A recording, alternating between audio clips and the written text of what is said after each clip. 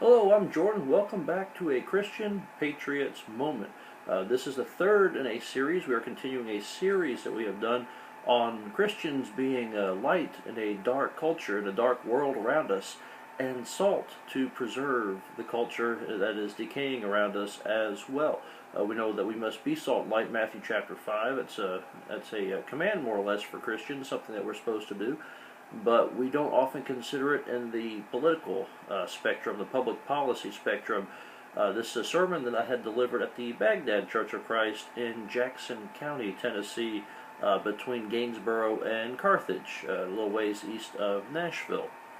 And so this is the sermon we discussed. A lot of the material of this sermon, I was inspired to deliver it from John Anderson, who's our preacher at the Zion Church of Christ in Jackson County, just north of Cookeville, here in Middle Tennessee.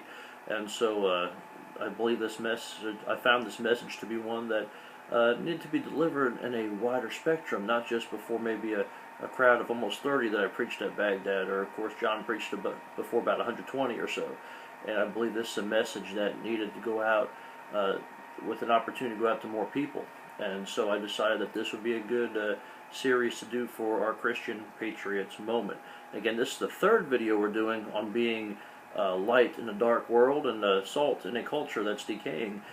First video we did, the first message, we introduced this series, and then we also looked at how God is sovereign. He is supreme authority over all, and He uses world events. He works intimately through them to do His will. So we looked at that in our first segment, so to speak, our first video of this series.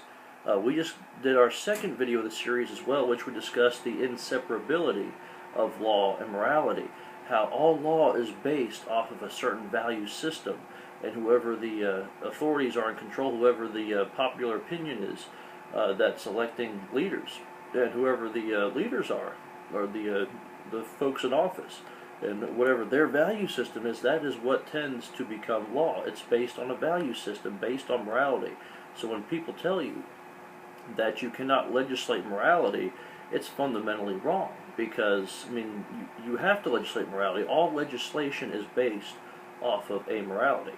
So that was the second video that we did as well. And then now here in our third video, we're actually going to look at Christ, and Christ Himself, how He challenged the political leaders of His day. Now we know Christ is God the Son. He is the highest power. He has the highest power. So then it should come as no surprise that the ruling governments and authorities in the days of the New Testament, right from that Christ had clashed with them, had challenged them. Right from the time Christ was an infant, a particular major leader was targeting Christ.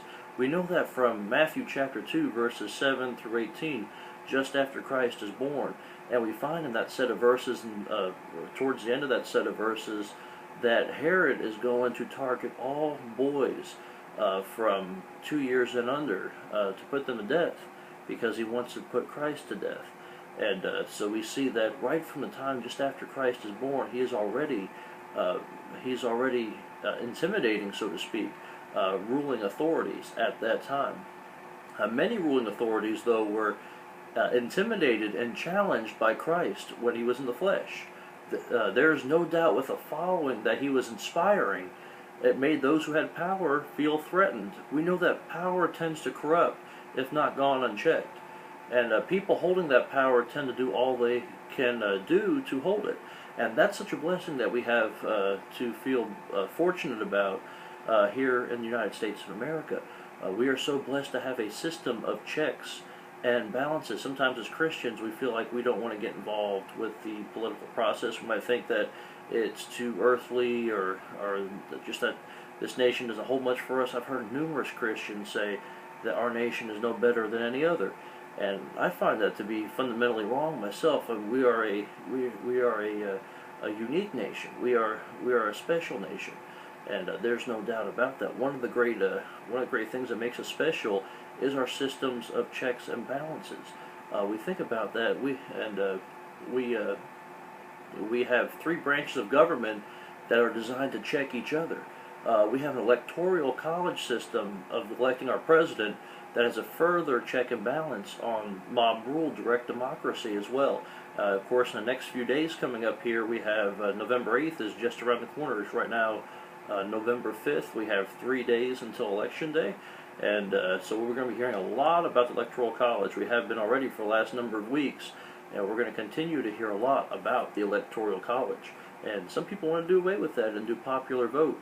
I don't believe that's the right viewpoint, because this Electoral College system that we have, it is a check and balance that we have in our government as well. We have also, though, going on to the checks and balances, we have states designed to check the federal government. Each state has 3 branches of government checking each other also.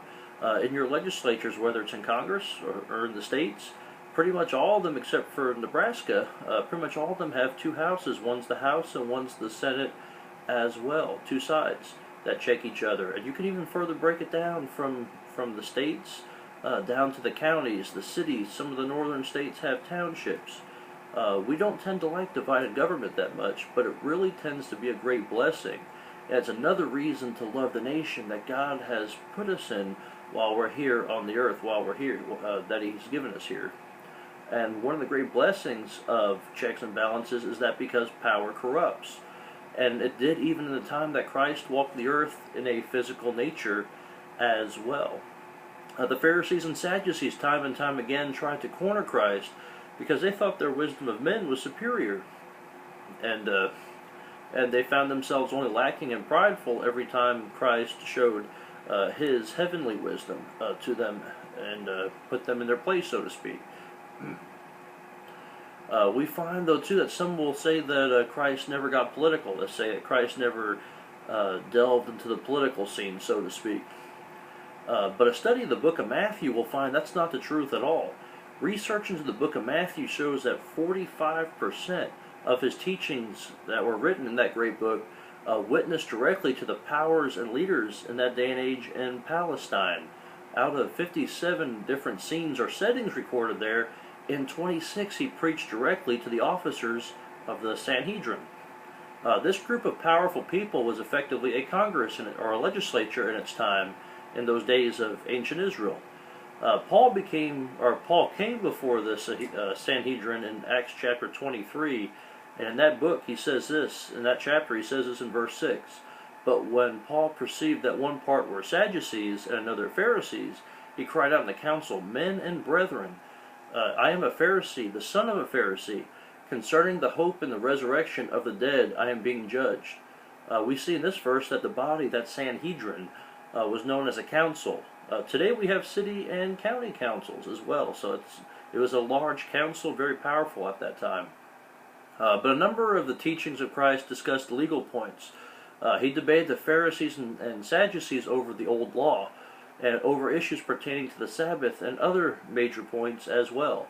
Let's consider the boldness of Christ for just a moment from Matthew chapter 23.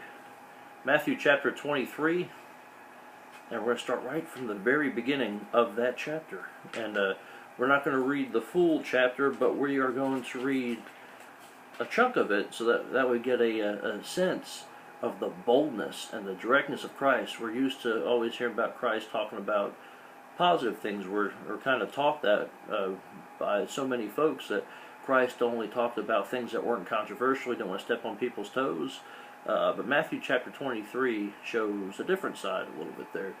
Starting in verse 1, "Then Jesus spoke to the crowds and to his disciples, saying, 'The scribes and Pharisees have seated themselves in the chair of Moses.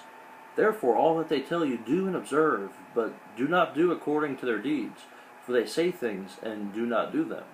They tie up heavy burdens and lay them on men's shoulders, but they themselves are unwilling to move them with so much as a finger. But they do all their deeds to be noticed by men, for they broaden their phylacteries and lengthen the tassels of their garments. They love the place of honor at banquets, and the chief seats in the synagogues, and respectful greetings in the marketplaces, and being called rabbi by men. But do not be called rabbi, for one is your teacher, and you are all brothers. Do not call anyone on earth your father, for one is your Father, he who is in heaven. Do not be called leaders, for one is your leader, that is Christ. But the greatest among you shall be your servant. Whoever exalts himself shall be humbled, and whoever humbles themselves shall be exalted. But woe to you, scribes and Pharisees, hypocrites, because you shut off the kingdom of heaven from people, for you do not enter in yourselves, nor do you allow those who are entering to go in. Woe to you, scribes and Pharisees, hypocrites, because you devour widows' houses, and for pretense you make long prayers, therefore you will receive greater condemnation. Woe to you, scribes, Pharisees, hypocrites, because you travel around on sea and land to make one proselyte, and when he becomes one, you make him twice as much a son of hell as yourselves. That's verse 15. Let's go on to verse 23. Same chapter, chapter 23 of Matthew. Verse again 23. Woe to you, scribes and Pharisees, hypocrites, for you tithe mint and dill and cumin, and have neglected the weightier provisions of the law, justice and mercy and faithfulness. But these are the things that you should have done without neglecting the others. You blind guides who strain out a gnat and swallow a camel. Woe to you, scribes and Pharisees, hypocrites, for you clean the outside of the cup and the dish, but inside they are full of robbery and self-indulgence. You blind Pharisee, first clean the inside of the cup and of the dish, so that the outside of it may be clean also. Woe to you, scribes and Pharisees, hypocrites, for you are like whitewashed tombs, which on the outside appear beautiful, but inside they are full of dead men's bones and all uncleanness. So you too outwardly appear righteous to men, but inwardly you are full of hypocrisy and lawlessness. Woe to you, scribes and Pharisees, hypocrites, for you build the tombs of the prophets, and adorn the monuments of the righteous, and say, if we had been living in the days of our fathers, we would not have been partners with them in shedding the blood of the prophets. So you testify against yourselves that you are sons of those who murdered the prophets. Fill up then the measure of the guilt of your fathers. You serpents, you brood of vipers, how will you escape the sentence of hell? Again, we don't hear these words from Christ that often. A lot of preachers, a lot of teachers don't like covering that side of Christ, but he got bold and he got straight to the point, and sometimes he would ruffle feathers if it had to be done. And that's the Christ that we serve, and that's our perfect example as well. That was a fairly lengthy reading, but it gives us a good picture of the boldness of Christ and how he challenged those in power, these scribes and Pharisees, at that time. So when someone tells you next time that Christ shunned politics, he didn't want to touch the politics of the day, you just need to briefly respond, what about the book of Matthew? What about Matthew chapter 23? They will be puzzled, a person that approaches you about that, and they will want to ask more to try to figure out what you have known about that. So again, we see from this short video that we've done here the boldness of Christ, that he challenged the political leaders of that day. And so here, this is the third video in this series.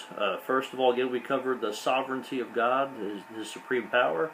We looked at the inseparability of law and morality. If you have not viewed those two videos, please go back and view them. We have them on YouTube, and we also have them on our Facebook page as well. Like us on Facebook, and follow us on YouTube as well. Share these videos with other people as well. If you could, we would definitely appreciate that. And again, we talked in this video about how Christ challenged political power of the day.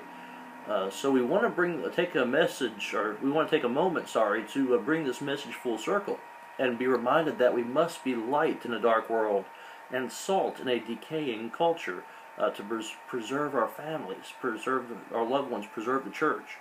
And if we know right from wrong and something wrong is going on, but we dare not discuss it or go near it because, well, it's politics, we don't want to touch that, we're not being light or salt.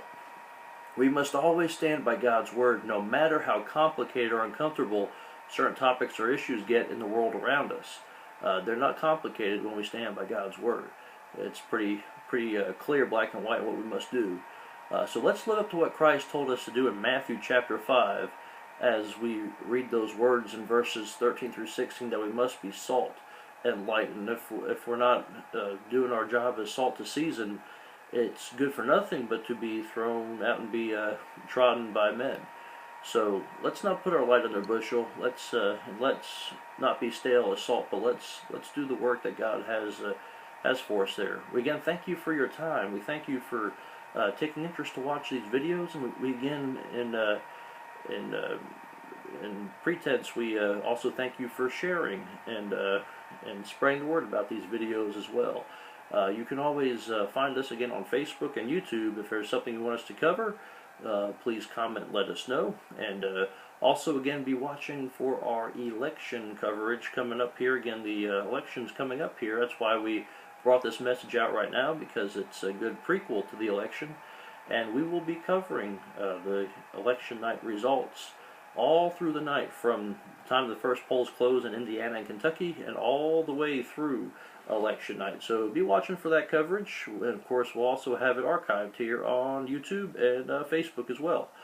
Thank you so much for your time. You have a blessed one, and we'll look forward to having you watch us in the future. Thank you so much.